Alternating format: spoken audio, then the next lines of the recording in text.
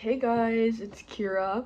So I'm gonna cover a little bit of section 2, like pretty briefly, and then I'm gonna talk about section 3 of our literature guide that has a focus on the Lathe of Heaven. So section 1 is just about critical reading and like preparing for critical reading. If that's something that you need to brush up on, then go ahead, but I totally skipped that. So section 2, which I'm gonna go over pretty surface level, go over, is just about Frankenstein and SF novels and different debates that have happened over time.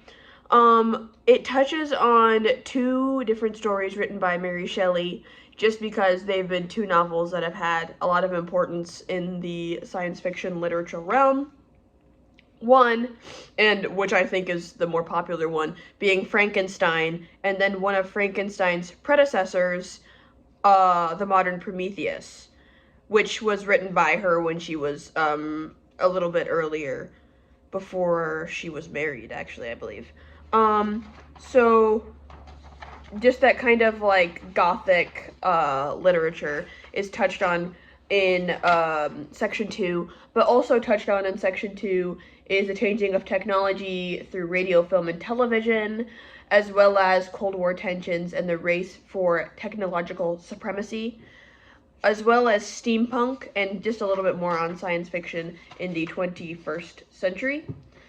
If you feel a need to brush up on any of those, take that time. But one thing that I think is really important about this, the guide that we have, is section 3, which starts on page 19. If you're interested in, I guess, keeping along with me, I'm going to be doing everything in the order that it is in the book.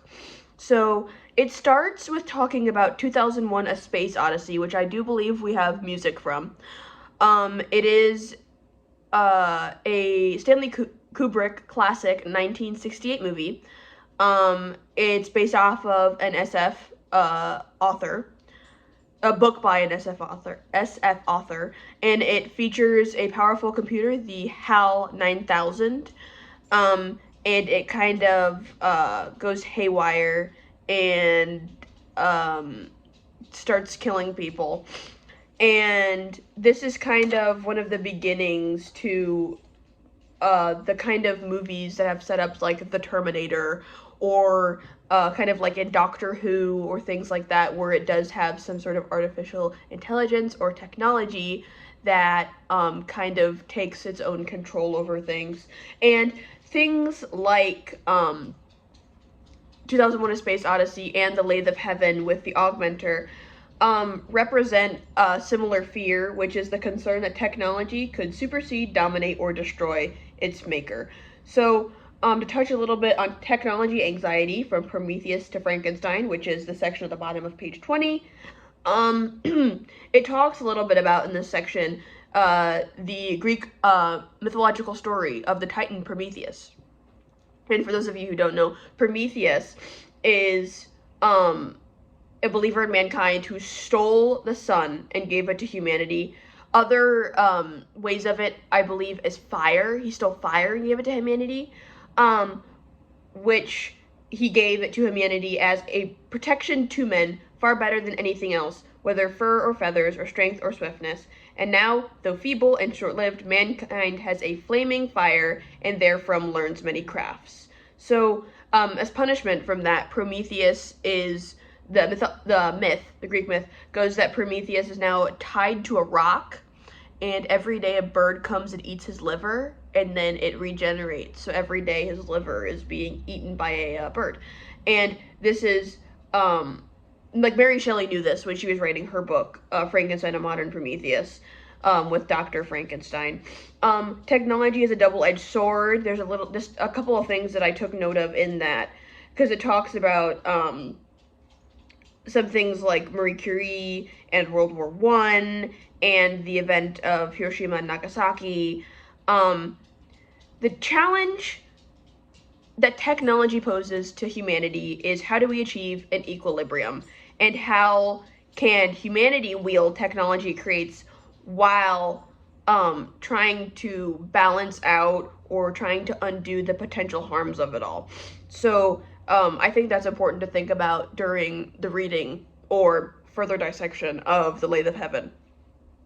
So, um, some of the overview, just all in all, is, um, Dr. Haber creates this device, this augmenter, and it's meant to aid George Orr in his like mental struggles, which aren't really mental struggles because these dreams that he has aren't really dreams, but they become a reality. So it poses a lot of overlapping questions and overlapping realities, and it causes a lot of really interesting questions. And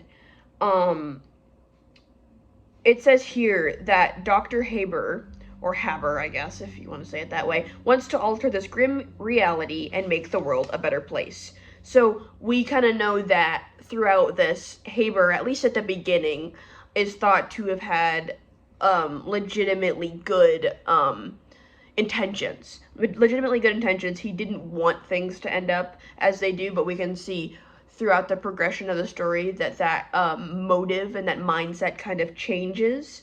It also says that at one point, who oddly enough never changes, no matter how many changes Orr's dreams enact.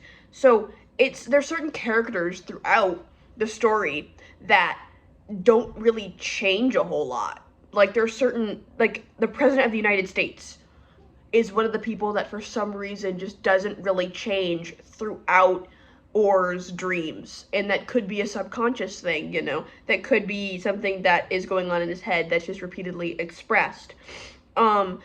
The aliens that appear throughout the story, remember, are called Aldebranians. We'll go with that. And they're described as sea turtle-like aliens who arrive as an enemy of mankind, but who turn out to be peaceful and beneficial.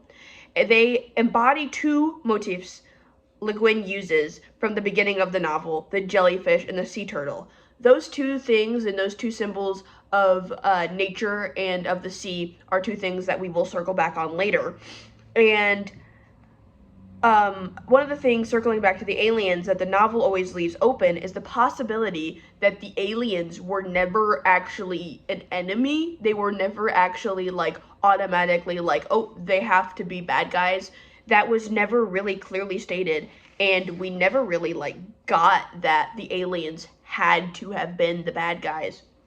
But it was kind of assumed that way because they weren't from, where the story is placed. They weren't from there. So through a lot of the story, Orr's claims are doubted, pretty much the whole thing. I mean, when he first starts meeting with Dr. Haber, Haber thinks he's crazy. I mean, for a while, Orr thinks that he just could be crazy, and that this is all just kind of some strange thing going on in his head, which, was incredibly confusing for him, obviously, because at that point, he doesn't know his own reality. And throughout the story, we get more of a view of Orr and Haber's unusual kind of partnership they have. You don't know if you could really call it a friendship, if it's more of a acquaintance thing, but Orr is trying progressively throughout the story to kind of escape Haber's grasp. And once Orr is 110% sure that Haber isn't really trying to cure him, it's not really George's healing that's in Haber's mind, he consults a lawyer, which is Heather Lathe, I'll say. Last name, I don't really know how to pronounce it, but we'll go with Lathe. And she doubts his claim, but she's more concerned about the legal aspect of how Haber might be experimenting on Orr rather than whether or not Orr is actually crazy. And we later in the story have the moment where Haber's hypnotic suggestion taking Orr back to a bus ride he was on, where Orr thought the bus was super crowded. Haber leads to Orr dreaming away 6 billion people, which is just insane. And it's the people had never existed, so things like that lead us to kind of that strange relationship they have. But it says also in the guide that Haber thinks he can become a superior dreamer to Orr. Because I think progressively throughout the story we are shown over and over again that everybody thinks Orr is like not capable of anything. And I think it's a really interesting kind of like way the plot moves of how he's a dreamer, somebody who you would think of to be somebody who is lazy. He dreams things, and he's always thought of as somebody who can't do things. And his like super ability is him sleeping things into existence. But Haber is described as a manipulative liar and a man who, like an onion, would slip off layer after layer of personality, infinite layers, no end to them, and no center to him. So, in the guide, it says that Haber was incapable of sincerity because he was lying to himself. He couldn't really empathize with other people. He couldn't be compassionate or sincere. And things like that just kind of would lead up to him eventually kind of losing it and dreaming the world into an almost like non-reality where at the end the earth is like melting into a void, which I think is a really interesting visual. Some of the other inspiration for machines like this could be taken from the German expressionist silent film Metropolis, which was made in 1927. So this has been an early on thing, but more movies and more short stories that are in this genre pose the question of when does a machine become a human? If a machine can think for itself, if we force it to do work it doesn't want to do, is that akin to slavery? If a machine can develop a mind of its own, does it not also have civil rights? It poses a lot of really interesting questions. Is a whale sentient? If primates can be taught sign language, are they sentient? Can a river or ocean be classified as a living being? And it kind of plays with that idea of civil rights and how can humanity redefine an ethical system that would include those beings. And those ethical questions all feed back into the fear that technology or technological devices can kind of conjure up.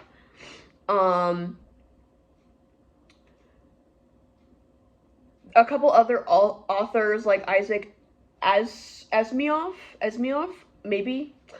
He wrote the robot series I, Robot, which was released in 1950, and he wrote a kind of code for robots, and that's been kind of played with throughout that kind of genre. And another really interesting section of the story that is on the top right side of page 26 is about the contrasting characters of Orr and Haber. And through those two stories, through those two characters, and this section in particular, they do a deeper dive into these people as individuals, but also tying in parts of Le Guin's life that, we later learn about parts of Le Guin's life that could have, like, kind of interwoven itself with this book and some of her, like, other interests and things. But one thing that has popped up and will pop up in this section a lot if you read it are Eastern versus Western philosophies, which I think are two things that would be good to talk about pretty briefly. So it would be good, I think, for you guys to, if you need to, brush up on some of your Eastern philosophies like Buddhism, Taoism, or Taoism, and then those of Western culture.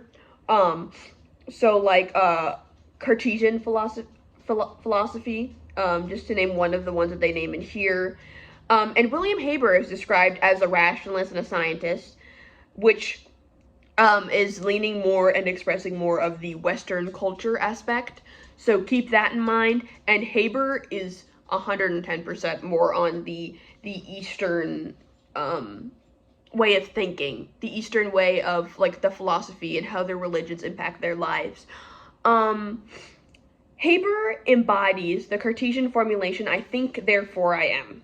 Haber is represented as all mind and no heart, all common sense but no sensibility. And Haber's initial response to Orr kind of definitely tells kind of not only who Haber is, but kind of who he will continue to be throughout the story. part of the quote they use in here says, to dominate, to patronize him was so easy as to be almost irresistible. So Haber basically thinks, like, I have to take advantage of this guy. Like, there's no way I can't take advantage of this guy, which is obviously idiotic. You can 110% just not take advantage of people, but for Haber, that isn't an option. And that shows the sort of Western philosophy of, I think, therefore I am. Haber calls Orr a moral jellyfish, but it's kind of just because Orr's moral compass is different than Haber's, so Haber sees him as a weaker being. And one of their main points, I think, of at least interest for me as a reader, and probably for majority of the other people who have read this, is the humanitarian conundrum that Haber presents to Orr, which is the dialogue they have back and forth about when Haber asks Orr, you're alone in a jungle, and you see a native woman who is dying of a snake bite, like in the path. And you have serum in your kit, you have a bunch of serum to cure her and to cure a bunch of other people, but do you heal her? Do you have the that's just the way it is mentality, or do you just let her be? And Orr responds with, it would depend. And Haber is automatically interested in what it would depend on. And Orr goes on to say, well, if reincarnation's real, then you could be holding her back from a better life. But he also poses, you could cure her, and then she could go home and murder 6 people. So Orr just has a different outlook on things that leads Haber to think that he's lesser, or that he's not as good, and that he's easily manipulable. Although, like, that's not necessarily the case. He just thinks differently. Because Haber has the thought that it's like the the claim that the only good ethical choice is the one that is the greatest good. Or, like, he goes on and talks about what's good for, like, mankind. What's good for mankind? Well, this is better for mankind. Well, this would be good for mankind. But in reality, there's nothing that's great for mankind as a whole. It's good for part of mankind, or it's good for one part or another of mankind. Whether that's a majority or a minority, it's good for one part of mankind. That doesn't necessarily mean it's good for everything. And the woman he ends up marrying, his lawyer, Heather, she sees Orr as born victim, revoltingly simple. And she kind of has the same mindset as Haber, in a sense of it's a strength and action kind of mindset over the more Eastern sense of stillness and reflection. So it's just two very different, like, outlooks on things, and two very different people that lead them to kind of be foils for one another. And it says here that unlike Haber, George is a dreamer, someone who believes in humankind's participation in an interconnected universe. So it's things like that, and like his outlook on certain things that definitely show the different mindset that they do have. And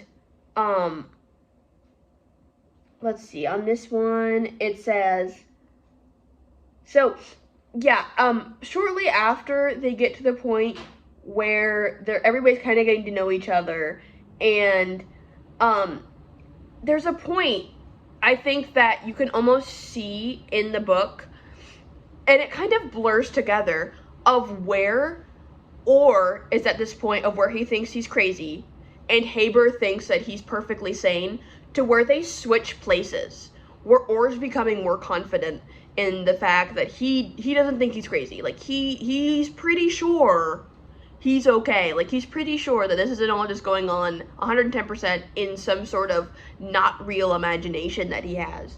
And Haber begins to go completely off the rails insane, not only in manipulating George, but also in attaching the augmenter to himself and creating this insane parallel that the world is, like, melting into. And another thing on the basis of activity versus passivity, which is at the bottom of 28, It talks, the book talks about the Taoist symbol of yin yang, which most people are very familiar with. It's a balance of everything. It is an eternal balance of you can have this, but you also have to have some of this. Like, there is no 100% one solution to anything, and that's not how the balance of things in. Like, that's how the balance of the world works. You can't have 100% of this thing and expect nature to go along with that and expect humankind to go along with that. You have to have a balance in everything. And George Orr values that, which were shown in like the little things that he does throughout the book. It says here that, like its principal character, George Orr, the novel values a fine-tuned balance, which is represented in miniature by Orr's ability as a designer of kitchenwares, which happens in the part of it where the aliens are there, but the aliens are like peaceful aliens. They're not like going crazy or anything. And after the world recovers from part of Haber's destructive dreaming, people go on with their lives. Over the course, various chaotic disjunctions in reality.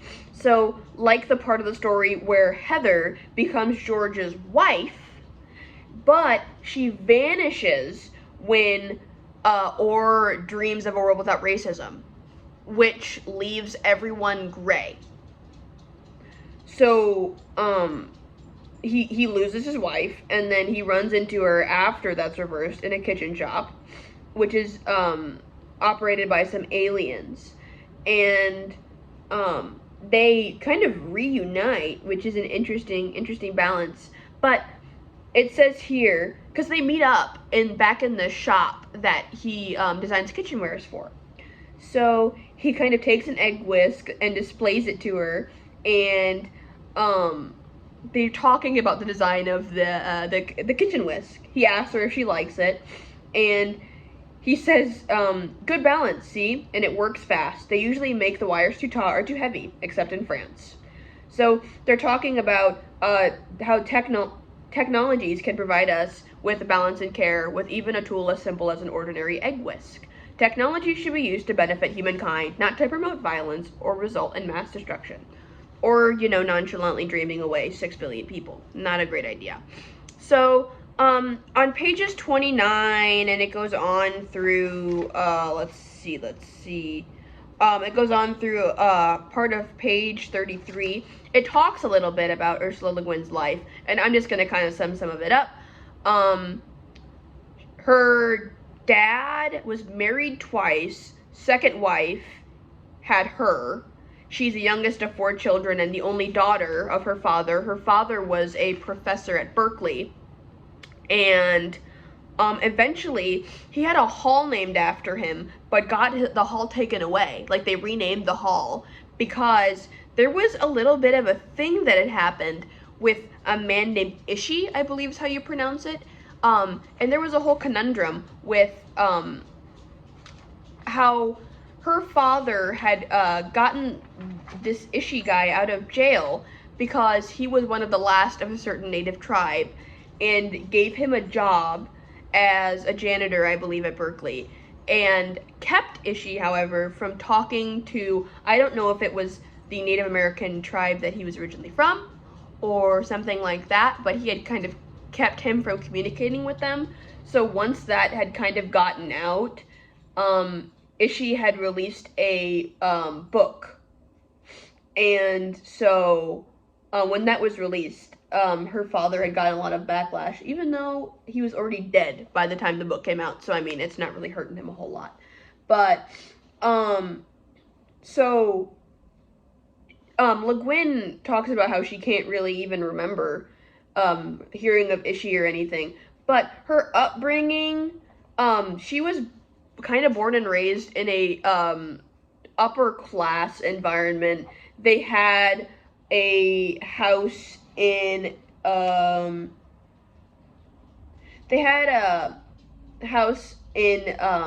Berkeley Hills, and Le Guin described it as being raised on the inside of a stunning piece of art, which is a hard thing to forget or outgrow. So she was kind of brought up in an environment where not only was she surrounded by beauty, but she got to meet a lot of actually really interesting people. Growing up, she was surrounded by a lot of culture, very, very culturally rich environment, surrounded by scientists and artists and such. One of the people that stood out, which I thought was insane, they just kind of slid it in, was a friend of the family was J. Robert Oppenheimer. Hello? Like they just, it's literally a sentence. It is a sentence, just casually. A friend of the family was J. Robert Oppenheimer. How do you just slip that in? Like that's crazy. And it's so interesting that she was able to be around people like different physicists and different scientists, because that would help her better to, as a sci-fi writer, know how a scientist's mind might work, and that might have unlocked some of her curiosity in science as a whole.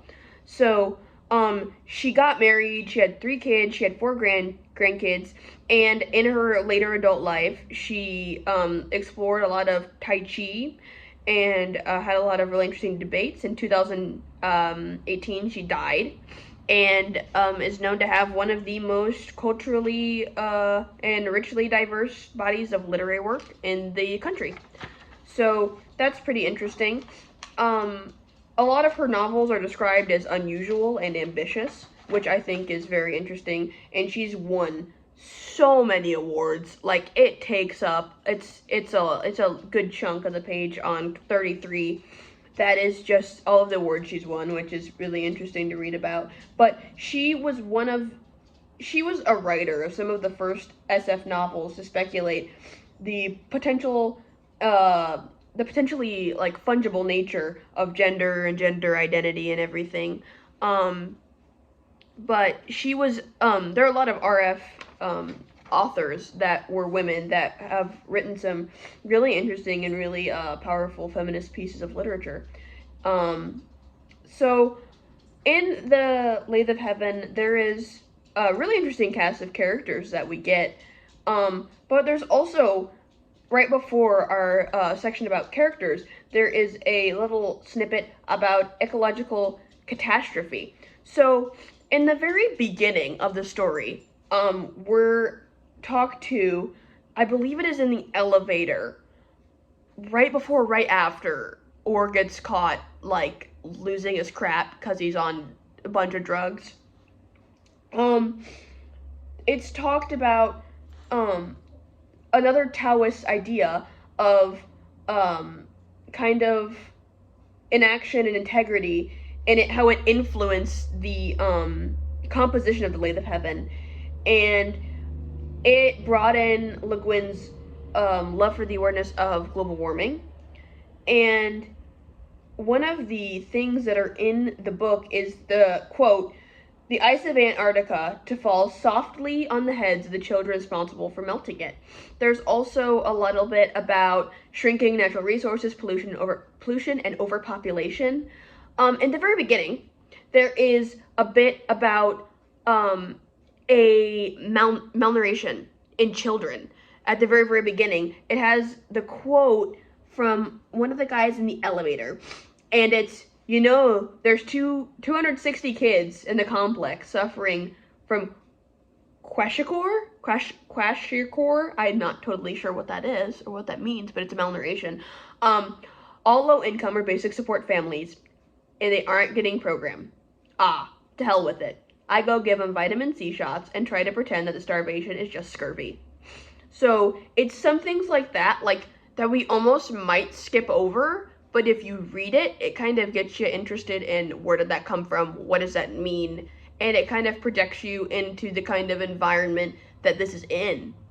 Kind of like, do they really care in this little universe about the people? Do they really care about the people in any of the universes? Technology is tantamount to progress, and that technological process is inevitable. They're all issues that have remained relevant well into our current 21st century, and this is a book that was written well before the 21st century. So, moving on to our cast of characters. So, we will start. So, this touches on 3 characters mostly, which are George Orr, Dr. William Haber, and Heather LeLach. We'll go with Lathe. As well as it kind of touches on one of the people that are in the living space with Orr, the landlord or elevator guard in Orr's little spot, and then 2 aliens who play central roles in bringing about the resolution of the novel. We're 30 minutes in. This is going to be a longer video, sorry. George Orr is described as a very ordinary guy. He's described, at least by Dr. Haber, he's described as a very, very, like, middle-of-the-road guy, but one of the parts that interests me is extraordinarily beautiful eyes. The irises were blue or gray, very clear, as if transparent. Everything else is very ordinary, but apparently he's got really nice eyes, which I guess is good for him. George Orr is the novel's protagonist, and his appearance leads everybody else to pretty much underestimate him, except for the aliens, who say that he is Iahklu, which we'll go with that. Iahklu. This is from the aliens, which means that he has an unconscious, powerful gift, which usually unconscious would be like, oh yeah, you don't really know it's there, but he is unconscious when his gift works. So I guess that makes it a more literal sense. So one of the parts that's really interesting about the story is when George Orr wakes up at the very beginning, he says that the world ended in a nuclear war. And he is like, in the very beginning, he's dying of radiation poisoning, dreams, and then when he gains consciousness, is just overdosed on drugs. So, in wherever George Orr was before our, like, very first, like, little stop spot, his, like, eyelids were radiated, melted off. Like, he was dying. And then he just took a nap and was, like, fine, I guess. But there's a quote that George Orr says while he's dying of radiation poisoning, and he's dreaming about home, and then he woke up and he was alright. He was in bed at home, and he's, like, kind of just ranting about how he thought it was a dream, but it wasn't, and it's real, but all of his dreams are real, but this world is improbable, but everything he's saying is the truth. But he says, we're all dead, and we spoiled the world before we died. There is nothing left. Nothing but dreams. And that could be another, probably is another comment of kind of the climate change that Le Guin likes to touch on a lot. And there's a little talk about, like, self-preservation and everything. And we're told about how George Orr is either the most powerful man on Earth or he's insane. But then there's also the idea, George Orr is probably one of the most unreliable narrators that I've ever seen in a story. Nothing he says can be taken to the exact meaning that you think it has at the beginning. You can't. You can't. Because there is a question of, is he insane? Could he have been? He could have. He could have been insane. We don't really have a full solution to that, I don't think. But he is a very unreliable narrator. He's an anti-hero. He checks a lot of boxes in terms of what kind of character is he and that kind of thing. He is very much like the center of the story, though. But it says in this guide, for Haber, this means Orr is in a state of self-cancellation. He's a nothing. So George Orr is simultaneously nothing but everything in this story, which brings so much more layers and more to the plot of this story. Dr. William Haber is a character. That's my dog. So it says that Dr. Haber is a white-toothed, bay-maned, huge. He's literally described as a big guy, which I think does kind of relate to his overbearing nature. He's very overbearing, he's very powerful, and I think that could be reflected in the fact that he's just described as a big man. He is I feel like he's a complex character in terms of motive, because when did his motive change from, oh, this would be, I want to try and help this guy out, I want to try and heal this guy up, to, I want to be this guy. Like, I want to have what he has, and I'm going to use it because I think I can use it better than he's using it, kind of thing. And then it says here that he eradicates racism by making all of humanity gray, which I don't really think would be a great result to racism. I don't think that's a great way to try and fix that. But he tries it out, and then one of our main characters disappears. So I guess that kind of shows that might not be a great idea. But it says in here that he always wanted power to do good, and now he had it. But that also brings about the question, what is good? What is good? Because who's the good for? Because Haber likes to say over and over again, he likes to talk about the good of mankind, the good of mankind, the good of mankind.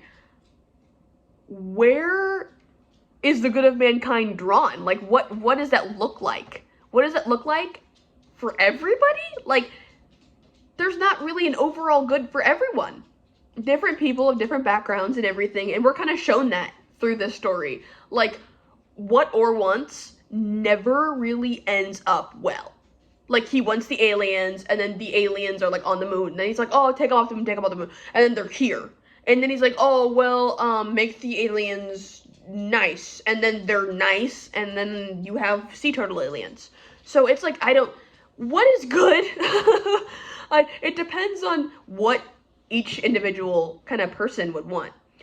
Moving on to the character of Heather Lathe, we'll say. I don't know how to pronounce her last name. I feel awful about it, but we're gonna go with Heather Lathe. And it says right off the bat, the character of Heather Lathe thought of herself as a black widow. There she sat, poisonous, hard, shiny, and poisonous, waiting. She's described as a biracial lawyer who sees herself as someone with a sneaky, sly personality. She had French diseases of the soul. I don't really know what that means. I'm gonna have to look that up later. And she agrees to help Orr with his Haber problem. And like I said earlier, Orr eventually kind of goes back to Haber and then ends up dreaming her out of existence because he wants to end racism. But it says here that Lathe could not exist in a gray people's world. She had not been born. So,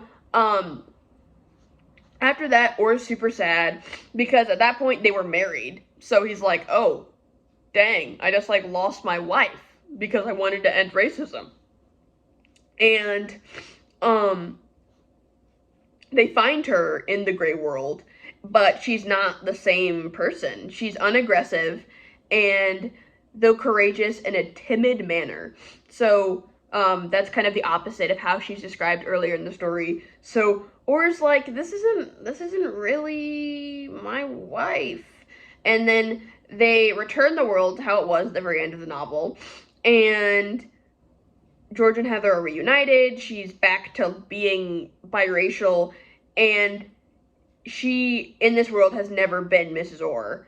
And he has to kind of grieve in silence. But at least his wife is back to how she was. Next is Manny Aarons. We'll say that's Aarons. So, Mary Aarons is introduced at the very outset of the novel. So, that would be the elevator guard. So, that is our elevator guard in the story. I kind of forgot that they had an actual name. I just kind of remembered them as the elevator guard. So, they're described, Manny Aarons is described as a, like, the most stereotypical hippie you can imagine. Like, it said that he has an Aquarius kind of like a emblem on his necklace. He apparently hadn't changed his clothes for 30 years. So he definitely is still in that era. He even smelled of marijuana. Old hippies never die. So literally think of the most hippie you can imagine, and that is Manny Aarons. It says a walking anachronism tied to the 1960s youth countercultural movement. So this bond between Orr and Manny ends up kind of saving Orr. He tries to recoup from either him like dying of radiation poisoning at the end of the world, or he's just overdosing on drugs. He's just popping pills too hard. And Manny Aarons is the first person to help him. He gets him off the floor, back into his bed, gets a medic, and he is one of the only people that, like, as soon as we're introduced to them, they're immediately compassionate towards George. Whether or not Aaron's and Orr had some sort of run-in before, we don't really know, but it's immediate compassion. He's helping him out, and he even tells the medic, like, yeah, I let him borrow my farm card, even though it's not true, just to kind of help him out and throw off the authorities. So for him, it's a win-win. And he tells him to take it easy as his last kind of words to him. It's just, take it easy, George. And then they kind of part ways. But this act of kindness is crucial because it shows us something that Haber isn't capable of. It's like a kindness that is going to foreshadow the refrain in the later half of the book that everyone just kind of needs that love and that friendship, and he'll only survive with help from his friends. Even kind of the minor ones, like Manny. And when Lathe tries to find out where Orr is gone at a certain point in the book, Manny helps her out. And he has a couple, just literally a couple moments where he kind of is inserted in and just kind of does what he needs to do, helps everybody out, and then kind of goes back to whatever it is Manny Aarons does when he's not helping people out. But there's a part where Orr stops by Aaron's basement to borrow a record player to play the 45 RPM Beatles record that he's given by one of the aliens. And they share a pot of tea, and he gets a record player from him, and he's like Aarons is the helper of this book. Without Aarons, there would be no way that Orr could have progressed to a point where he's saving the world. I'm gonna be really honest. I'm not going to try and pronounce these aliens' names. It's not gonna happen for me. We'll call this one at the bottom of page 37 Enbe, because that looks like what's pronounced twice. It's another word and then Enbe. So we'll just go with Enbe. They're described as looking like turtles, like sea turtles. So think big, like almost armor-like outsides, and then there's no eyes visible. So there's like a dark tinted kind of visor over their faces. So that's pretty, I feel like, typical alienish, but think big sea turtle. And Enbe is the one that gives Orr the antique 45 RPM Beatles record of the song With a Little Help from My Friends. And that object is central to George finding out how he needs to kind of take down Haber from this position of extreme authority and the fact that he is literally destroying the planet. The other one we'll call Aspa, because that is the last name that we are given. The first name is extraordinarily long and has a lot of repeated EM and ENs, and I don't think I can do that. So just after Orr turned off the augmenter and stopped Haber's effective nightmare from destroying the world, Orr clearly sensed the pity and protective compassion of the alien sitting across the dark room, which is Asfa. So this is another alien that resembles a giant flippered sea turtle in appearance. And he is the owner of the kitchen shop that Orr ends up working for, or ends up designing things for. And he says one of the things to Orr when he is reunited to Lathe, urging them to take evening. There is time. There are returns. To go is to return. And that quote has a lot of significance as well in showing a kindness and showing a compassion that is only shown by these two aliens and Aarons throughout the entire course of this book, especially right off the bat from the beginning. Because even the woman that George Orr ends up marrying at one point, at the beginning, wasn't really extremely fond of him. She ended up liking him, but at the beginning she was like, he's a nobody. He looks weak. That kind of thing.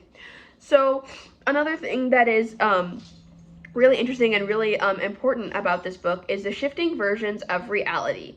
So Haber says late in the novel, an effective dream is a reality, which, I mean, could be used in a sense of like, if you really dream, you can make it a reality.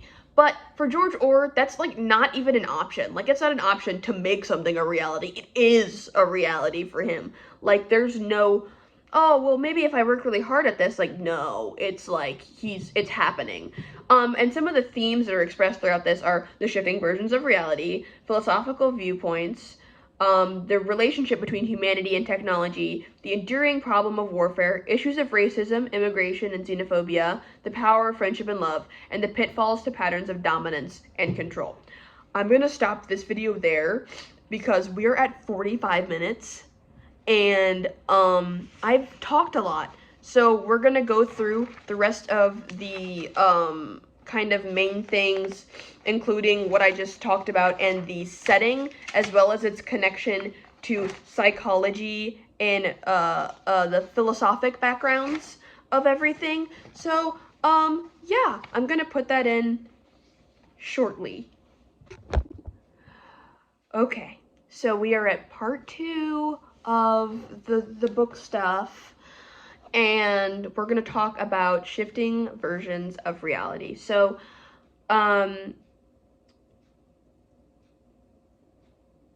Orr's subconscious is tied to some fungible things, some non-fungible things, and these radical and fantastical things that normally you'd be like, oh, that was a weird dream, but now it's Orr's weird reality. And this brings a question: how do we determine what is the real and what is the unreal? And in this story that is fantastically difficult, because Orr himself has little to no distinction of that. So as our narrator, if he doesn't know, how are we supposed to know? So for the most part, I really don't think we do. So you have to take in how our senses have that perception of what is real, and how do we perceive the real from the unreal. So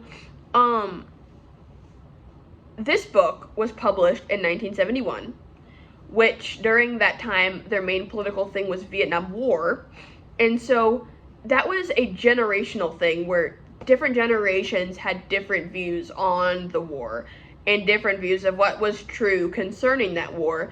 And the decade would also be defined by Watergate, which would happen shortly after the publication of The Lathe of Heaven.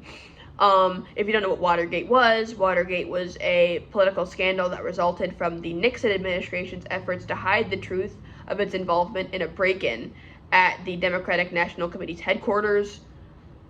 I'm not going into detail on what Watergate is at all. So Le Guin's questions still do have relevance for us, and kind of the thoughts that are left in this for us to kind of reflect on. And we still have the kind of misinformation, which is both deliberate and not. But there is a simple and difficult question: what do you believe is true and why? George Orr knows his dreams are doing something impossible, and he also knows that he's not insane. But he says, there's nothing wrong with me, I don't need therapy, but how can it be possible that one man's dream can alter global realities? And nobody kind of really believes him.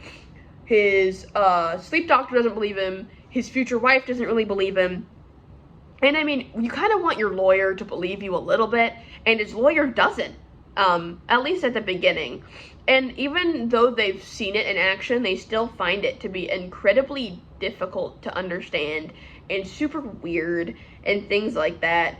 But Orr gets to the point where he even doubts himself, and he does doubt like the reality of his job at the Parks Department, because it's at a certain point where he doesn't even know if that's real.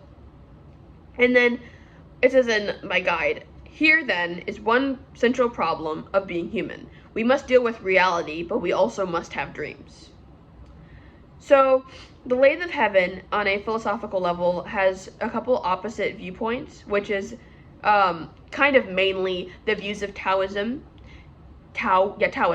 and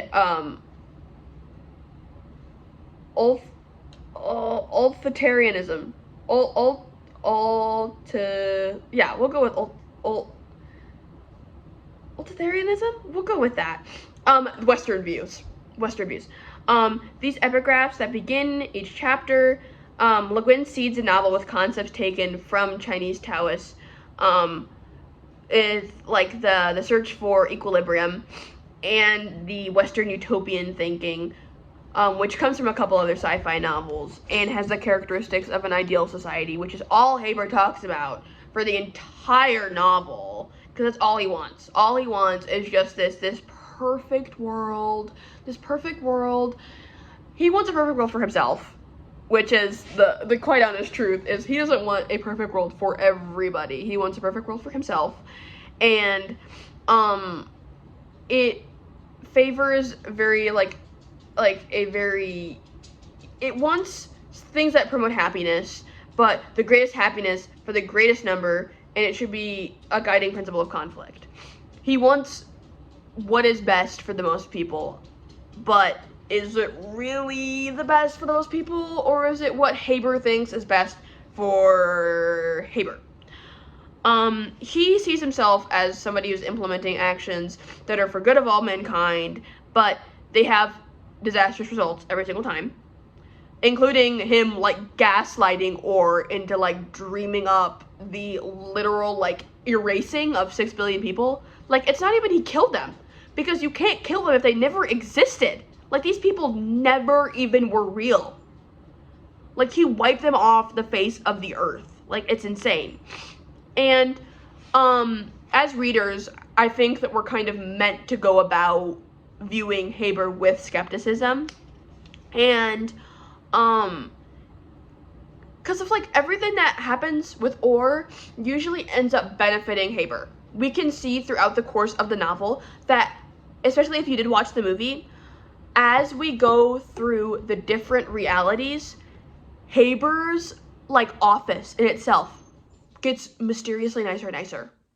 He ends up with he starts with this little room. He starts with a little room with no windows. He has a portrait of a mountain on it at the beginning, because he doesn't even have a window to look out and see Mount Hood.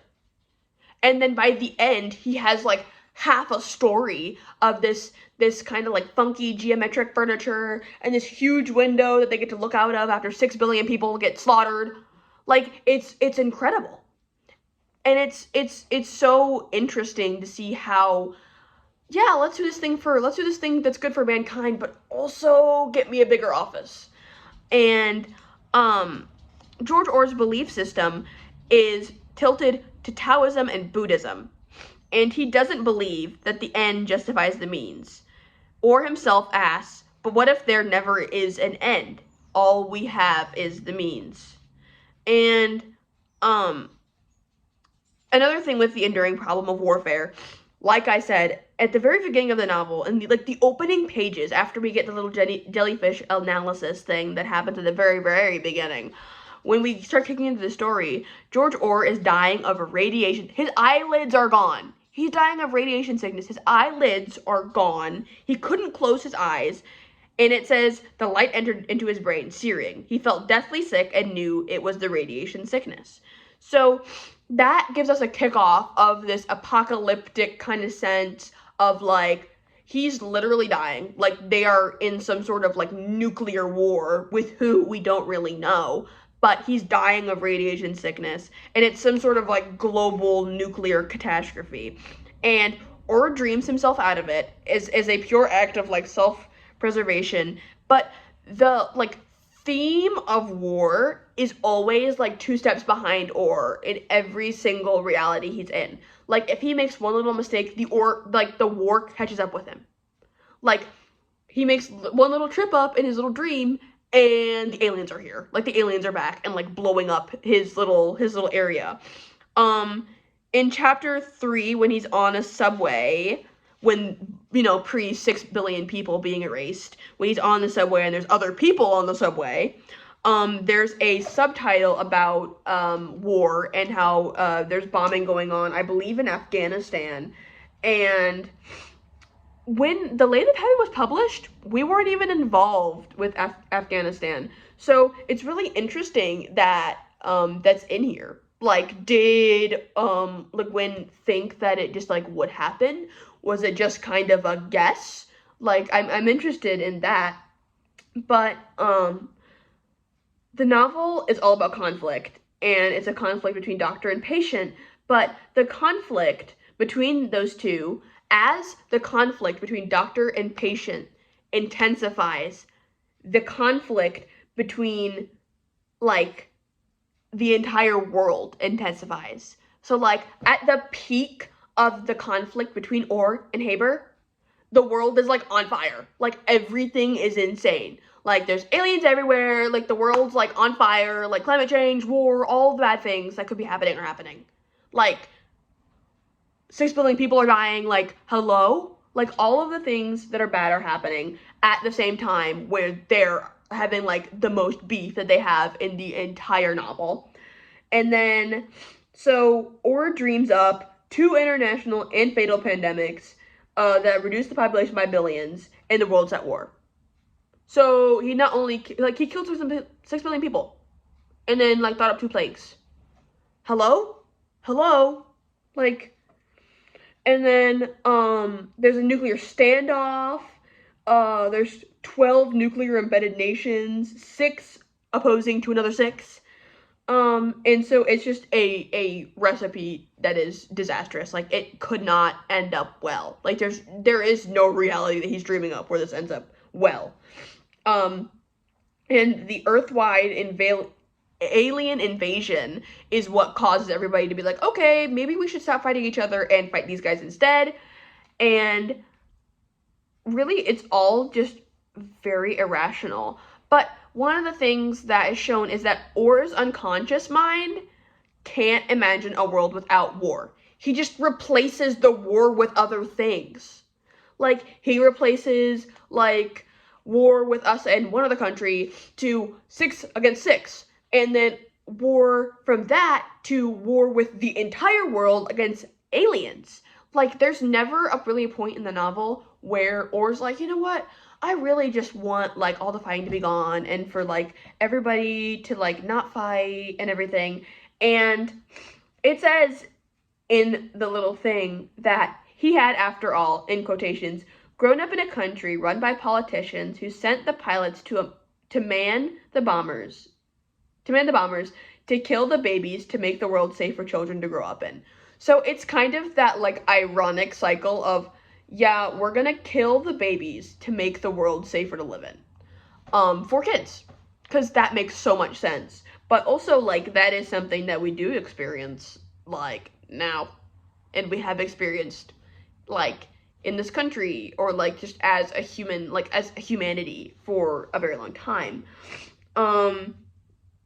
And it's just kind of, like, the constant chaos. Like, there's never really a point where it's like, I really want to do this good thing, and it's gonna stay great. Like, they're like, oh yeah, let's get rid of racism, and then he, like, erases his wife and makes everyone gray. So, sometimes there is a good thought there, and it's like, that definitely wasn't executed how you wanted it to. And there's also part of the book where, it talks about how, like, the citizens are armed with, like, hypodermic guns so that they can make a citizen's arrest, and then they can euthanize someone who's critically ill. I don't know what the process is. I don't know if you could just, like, walk up to somebody who's ill and, like, zap them, but that's kind of crazy. But it's a complete, like, cycle of human on human misery. And the novel suggests that it's not consistent with human nature, which does bring in more of the Eastern viewpoints of everything has to be in balance for there to be peace. There has to be a balance. And on topic of their issues of racism, immigration, and xenophobia, in the book, this section is mostly talked about on the topic of Heather and her mixed biracial family background. And there's some parts of this that I agree with, and some parts of this that I quite frankly think are stupid. I don't know. I know that, like, this book was written in a different time, but, like, yikes. Like, some of this is just straight up yikes. It talks about some of the history of race-based slavery, colonism, imperialism, familial and economic instabilities, as well as legal and illegal immigration, in some roundabout way or another. Some of these kind of a stretch, but some of these are definitely like hit right on the head. Heather says her father was black and he hailed from the South, and that he came from a low-income family, and her white mom grew up in a wealthy Portland family, and they met at a political demonstration, and they met, quote-unquote, when demonstrations were still legal. So that could tell us that the government has definitely kicked up a couple notches in this little world, I guess. And her dad left when she was 8 to go off to, like, Africa. And we're told about how that's where he thought his family was really from, but her family had been in Louisiana for as long as anybody knew, and her last name was a slave owner's last name. It is French, and it translates to the coward, which I think is really interesting. But her dad left, and her mom tried to make like a home for her daughter, but her mom died at 38 after using a dirty needle for heroin. So she lost both parents, and her mom's family had to take her in. But naturally, Heather's left questioning her identity, not only because she literally has lost both of her parents at such a young age, but she's biracial, being raised by a white family. So naturally, that would cause some identity problems. That would cause some kind of doubts in herself and who she, like, is on, like, a, like, genetic level that kind of seeps into her, like, her head. And the novel, it says in this, that the novel signifies how the issue of race is far more complex than the simple binary of white and black. La Leche's frustration with her identity underscores the degree to which the socio-political and legal discourse in America has left little room for complexity in the general public's understanding of discourse on multi-ethnicity. So, it goes on to talk about, and this is the part that I don't really agree with a whole lot, is, it talks about, you know, the gray thing, and it says, but this also means that he, referring to Orr, has dreamed away La Leche because her color of brown was an essential part of her, not an accident, which is valid. I mean, that's kind of how she came out. Her anger, timidity, brashness, gentleness, all were elements of her mixed being, her mixed nature. What do you mean by that? Like, people can have all of those character traits without being mixed, and people who are not mixed can have all of those character traits. So I don't really, that's not even like a quote from the book. Actually, that is a quote from the book. So I don't know, like, why they felt a little bit was necessary to put in here, but I disagree with that. But it's said in the like guide that is Le Guin essentializing race and making it a biological trait, which filters out literally everything I just said about La Leche. Everything I just said about Heather would like not even matter. Like, I just read through all that for nothing. Because, why is she like that? Because she's mixed. It couldn't be because both of her parents are dead. Couldn't be because her mom died via dirty heroin needle. Hello? And Le Guin wrote that lore. Le Guin wrote that lore and then said, but the lore doesn't matter. The lore doesn't even matter. You know why? Because she's mixed. So that's why she is the way she is. So that little bit, bad. Bad part of the story. Bad on Le Guin. Bad.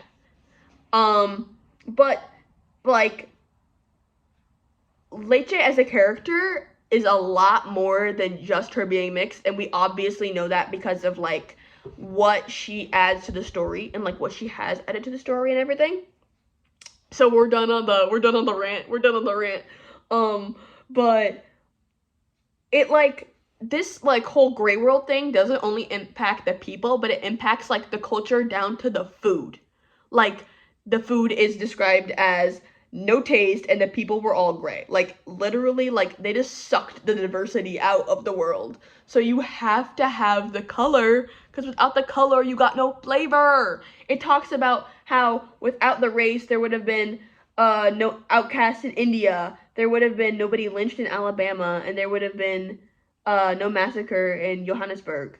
And, like, you know, there would have been no apartheid in South Africa if there was no color, which would erase a lot of history, which would erase a lot of the lessons that we've learned as a society and all that stuff. So it's good to have it. You gotta have culture, you gotta have difference. Without that, everything's boring. And then we talk about the aliens. The aliens are at first perceived as enemies, and the global xenophobic response to the invaders is to attack and eradicate them. But then Orr dreams up a different context for them, a different, like, idea for them. So it says here that like, the turtle suit thing wasn't really Orr's, like, direct idea, but he kind of dreamed them up to be more human-like and be able to, like, more effectively communicate with other people that are here already. But the aliens and how they were perceived in the novel, in the guide, is linked to human legal and illegal aliens.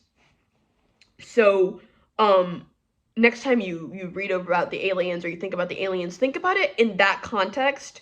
And I think that helps us understand kind of some of the ways they're described and, like, everybody's initial reaction to them and how that kind of, like, makes a difference.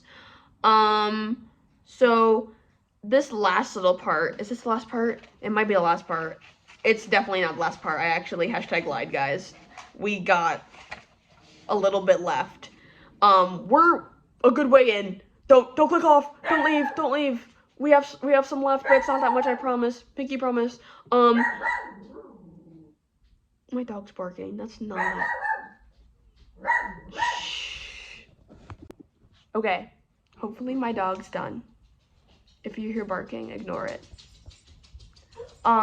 So the sixth part is over the power of love and friendship, which I feel like we don't really need to go over a whole lot. I don't really know why we're talking about this again. We've talked about it with particular characters like the Aarons. Aaron, is that his name? Yeah, Aarons, and the two aliens and everything that showed him kindness regardless of how he looked. That helped him kind of progress through the story and helped him eventually, you know, take down Haber and everything. And that's connected to our little Beatles vinyl that's given to him, the 45 of A Little Help from My Friends.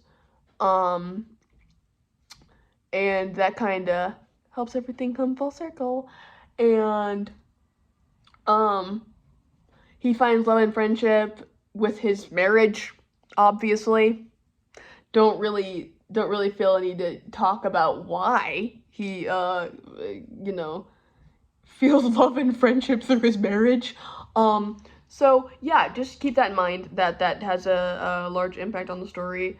Patterns of dominance and control. I think we can probably put together who's being dominant and controlling in this novel. Plot twist, it's Haber. Whoa, that's crazy, right? Definitely not like he immediately was, like, insane and gaslit him for the entire, that's like the plot, that is the entire plot of the novel, is Haber saying they're going, hey, want to dream up this thing for me? And then Orr sometimes does it, and then sometimes he's like, no! Not really though, not unless his lawyer's there. So it's but this whole thing is basically just Haber getting dominance over Orr until it gets to a point where Haber gets a little too much dominance and control and ends up like trying to outdream Orr. So we have that, but we also have the dominance and control that is expressed through Heather and her character.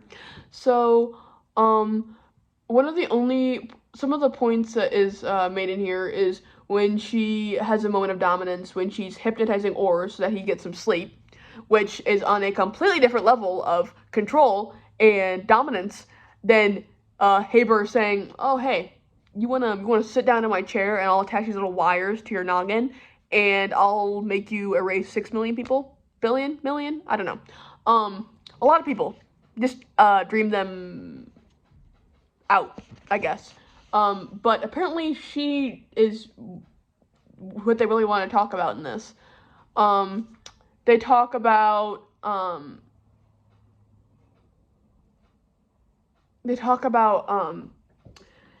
that although it is against her very being, she plays God. She wanted Bro to get some sleep. I'm sorry, I think that's on a different level than Haber wanting a nice little things for himself. She wanted to get Orr some sleep and slipped up and caused some stuff. But that's not as bad as what Haber did. And I stand by that, so. Because she does, eventually, while she's trying to get him to sleep, makes a little suggestion that he effectively dreams that the aliens are no longer on the moon. And then they aren't on the moon, but they're on Earth, and they're, like, zapping them and stuff, and trying to, like, mess them up, I guess. And so, the dominance and control are continuously represented as the wrong way to act. So, while neither Haber nor Lathe are purely dominant people, both of them have that kind of tendency sometimes to get controlling and to want to have control. In terms of the setting of the story, it is set in Portland, Oregon, the year 2002. So that has the geography of the Pacific Northwest, which is in the Ring of Fire, which is where a lot of the typical natural disasters hit, like volcanoes and earthquakes and other very violent and dramatic events that happen along that area. So the city of Portland sits upon the banks of the Willamette River. My dog's barking again. I don't know why she's barking. Oh. So visible from that city, there are two largely dormant mountains. So Mount St. Helens, which last erupted in 1981, and Mount Hood. I thought my dog would start barking again. I was gonna lose it. Mount Hood is one of the ones that has a meaning in the book. It's mentioned in the book towards the beginning of Haber's meeting with Orr, because he has a little picture of Mount Hood in his office, and then he's like, "Yo, dream up some stuff for me," and then he dreams up the change of the painting. But Haber is looking at Mount Hood because his office doesn't even have a window. Like, that's why it's there. Like, it's not just there because he likes it. It's there, he doesn't even have a window. But during the dream, he replaces Mount Hood with a racehorse, which is one of the first little times where it's like, oh, yeah, this thing is actually kind of real. And it's one of the first times that we, as the reader, can tell very obviously that Orr's ability is pretty legitimate. At least from his point of view, it's pretty legitimate. But it's interesting to see that in this especially, it says, for George, who is the dreamer, the lathe, the center or balance point. So George is literally the center of the universe. Like, it's not well, I'm the center of the universe. Like, it's not an egotistical thing. Like, he is, whether he wants to be or not.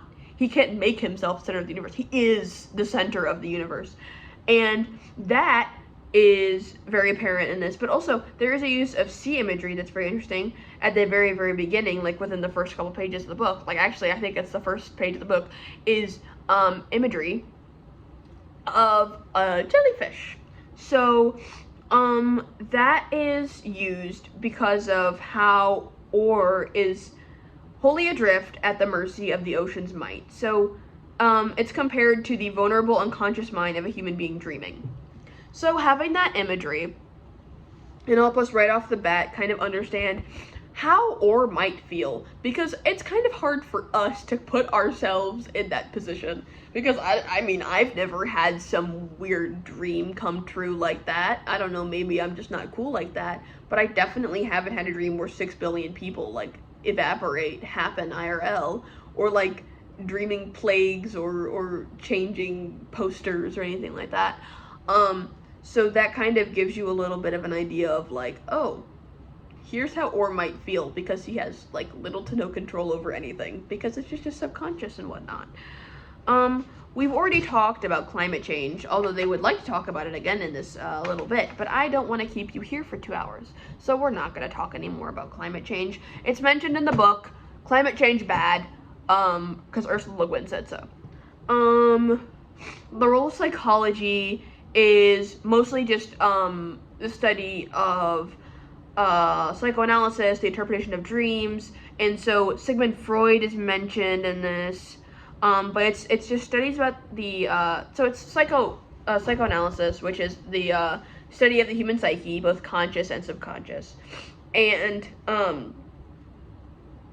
Freud would talk to his patient through psychological pathology, including the patient's dreams. So he would kind of try and do what Haber did, obviously minus the big whirly machine, because I don't think they had that in the like late 1800s.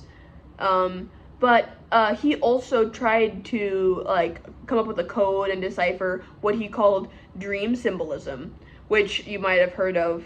But he believed that part of the dream is remembered and reported by the patient must be understood as a sort of veiling and represent a meaning tied to the conscious life.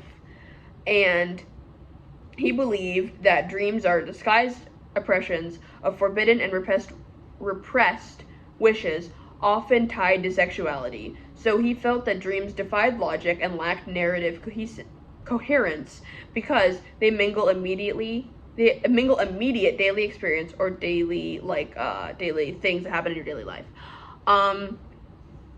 So he believed that there were 4 different parts of the dream and everything. So he kind of went about looking at those a little differently.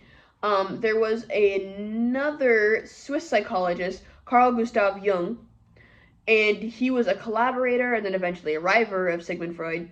And they had a 5-year collaboration, and then they fundamentally agreed about the role sexuality played in the formation of neurosis. So they parted ways. Jung also saw dreams and dreaming as a key element of human health and consciousness, but he just kind of went about things a little bit differently. So you could probably see pretty apparently how these two guys, these two scientists, these two ways their different ways of examining things played a role in this because of the augmenter and how Dr. Haber went about experimenting with ore. Because I think it's pretty apparent that it was at a certain point not I want to cure you. It was definitely I want to see what I can do through you, and eventually I can be you kind of thing. So Haber talks about how they can't stop because they've just started to get control over anything. And he says, no personal fears can stand in the way of the good that can be done for all men with this new capacity of the human brain. What I'm doing is making this new capacity replicable. So he at this point, I think we can see more clearly that I'm doing this thing that's going to be good for all men everywhere. I don't know if that's how that works. That usually doesn't work that way. It usually doesn't happen that way. It usually doesn't work out too great for anybody. And one of the things that they both have to grapple is that dreams are never rational, according to this at least. Dreams are never rational. And Haber, as a scientist, believes that the aim of this psychotherapy is to like bring up within the unconscious into the light of like consciousness, and says that there's nothing about them to fear.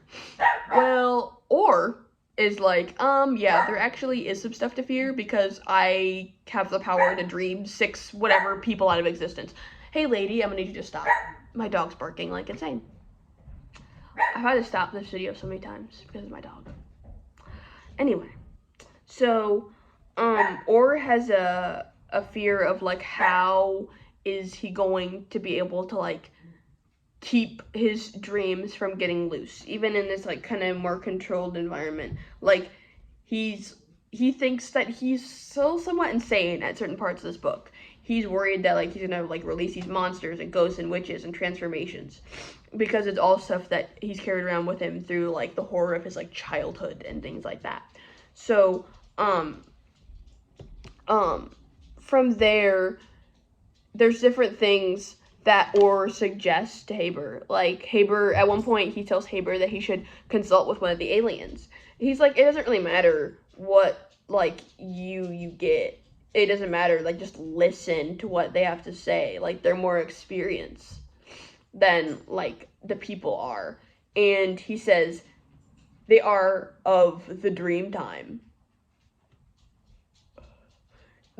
It's kind of like at a certain point in the book, there's so much going on that you're like, they are of the dream time. Yes, they are of the dream time. But they are used to nothing but what they're experiencing at this point. So, everything to them is making more sense than it is to Haber, or it is to Orr. So, obviously, Haber doesn't listen, and Haber, at this point, is proving to himself to be somebody who doesn't really listen, and is becoming gradually, like, steeper down that hill of, like, yeah, he's crazy. And we're gonna move on to, philosophical points of this book. We've talked a lot about Chinese Taoist or Taoist philosophy, which is the entire point of this book. Its major turning points of this book have to do with the ancient Chinese philosophies, and that's a fact. It's undeniable. And we've talked about that a lot leading up to this point, and it wants me to keep talking about it, but it is very frank, and especially how Orr is and how Orr sees things. So keep that in mind. And keep in mind that Haber is a Western view. He's at a Western view. He likes the authoritarian kind of viewpoint of things. And his office building in one of the realities that's dreamt up it's like on like one of the buildings is the greatest good for the greatest number. And so that is one of the things that doesn't change about Haber at all. Haber has the same personality throughout all of these different like things that Orr dreams up over these different realities. He keeps that mindset, and it gradually gets worse to the point where he has a very extremist view of that.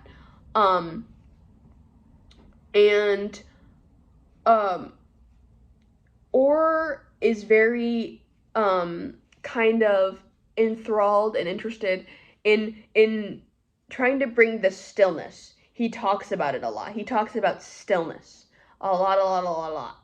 And Haber is the exact opposite. He wants to do everything through actions, everything through moving and conflicting and changing.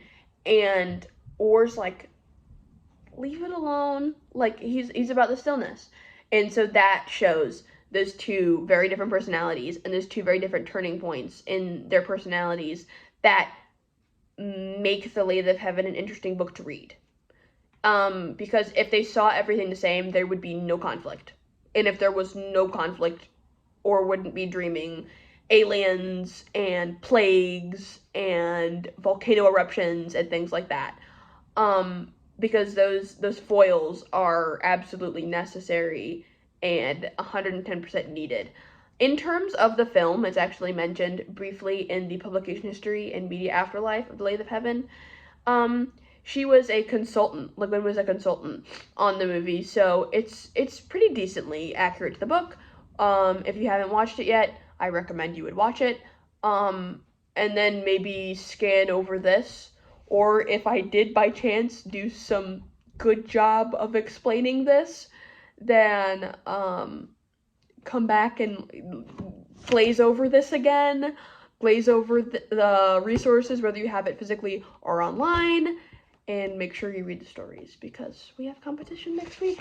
Thank you for watching!